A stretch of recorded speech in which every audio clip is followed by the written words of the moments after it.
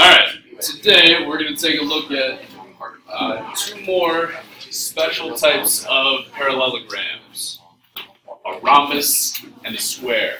Okay, so both of these still have all of the criteria of parallelograms. Opposite sides are parallel, opposite sides are congruent, opposite angles are congruent, consecutive angles are supplementary, and the diagonals bisect each other. Okay, all five properties of parallelograms. But for a rhombus now, we have these two properties. Okay, in a rhombus, well, I guess actually three properties. Okay, the first one, the big one up here, is that a rhombus has four congruent sides. Okay, all four sides of a rhombus have the same length. Right? That's kind of the big property of a rhombus, and then we have two more properties then about the diagonals. The diagonals in a rhombus are perpendicular. Okay, so that means in the middle they meet at four right angles. And then also the diagonals bisect each pair of opposite angles. Okay, so the diagonals cut these angles here exactly in half. That's only true of a rhombus, right? That's not true of just any parallelogram. That's not true of a rectangle. Right? But that is true of a rhombus. Right? So the big one, rhombus has four congruent sides, and then also diagonals are perpendicular, and the diagonals bisect the opposite angles.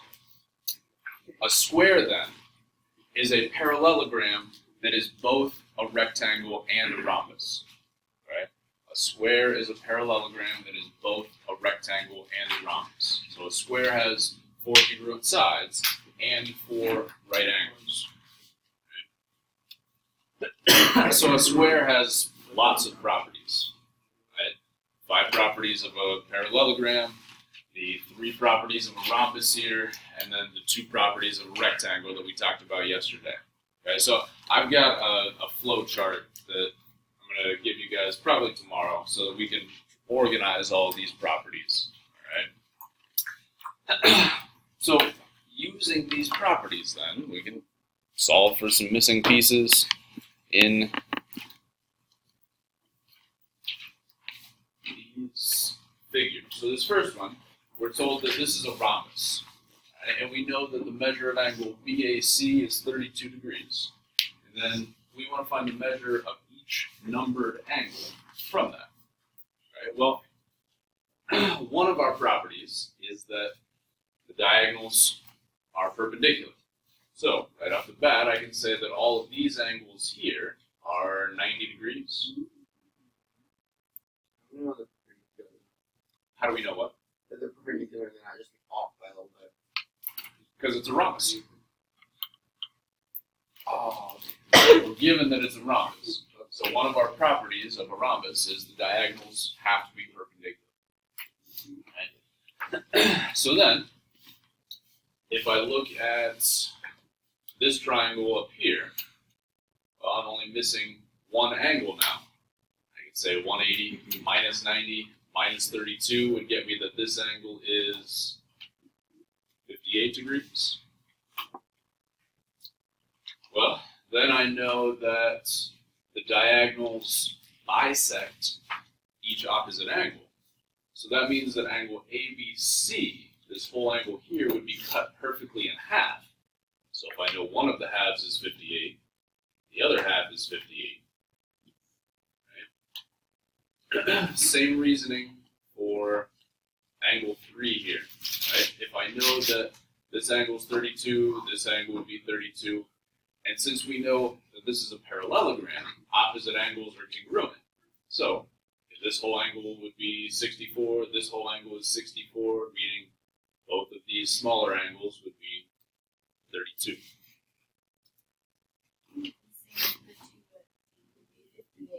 Right, same with these ones. These would be 58 and 58. Yep. Okay. Questions on our properties of rhombi? That's the plural of rhombus. Rhombi. Like cacti. What is it? It's not. Plural of octopus. You're five? Pretty sure it's off. It's not.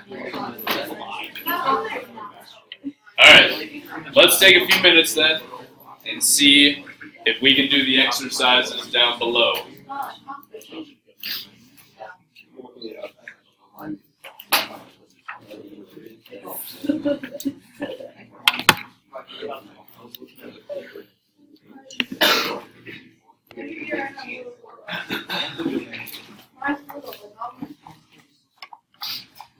Alright, here are the answers. Okay.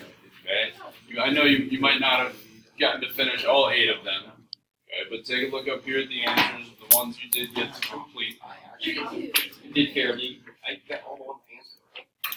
So which ones do we want to take a closer look at? 3 and 7? Alright, 3 and 7. So let's start with 3. So we know that AB is 26, and we know BD, this whole thing, is 20.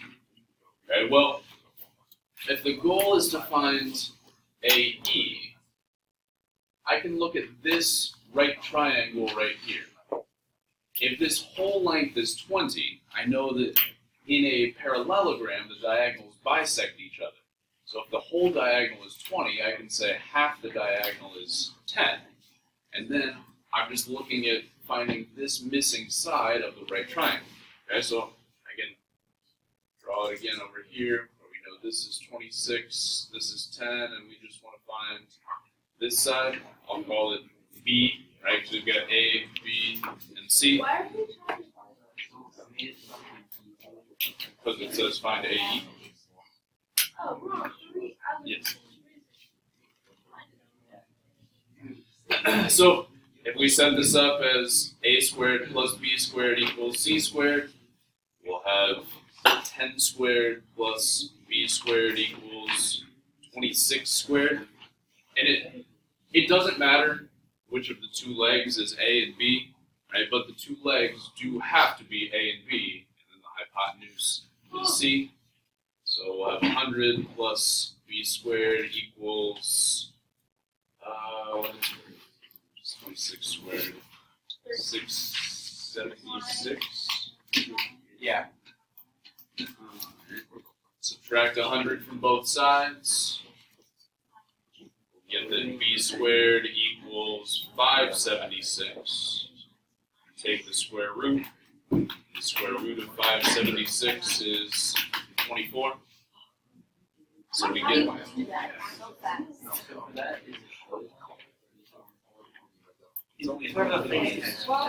So the reason that I know that is because I know that this is a Pythagorean triple.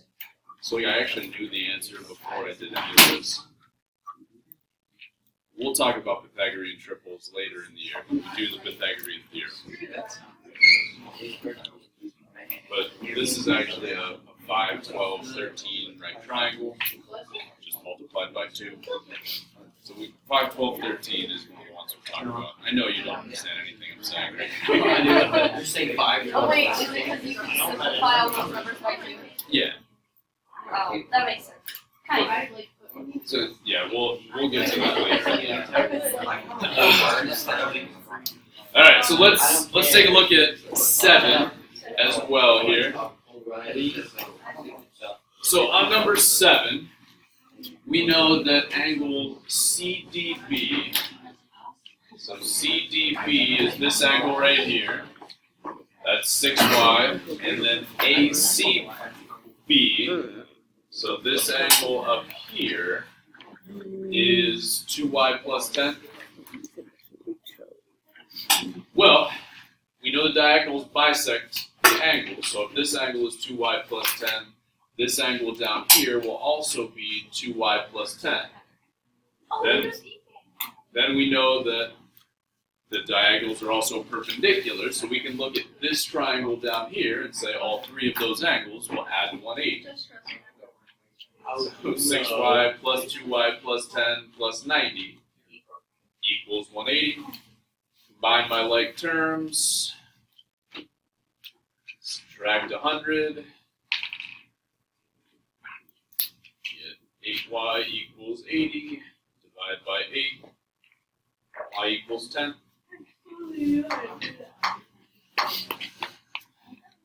Any others we want to take a closer look at?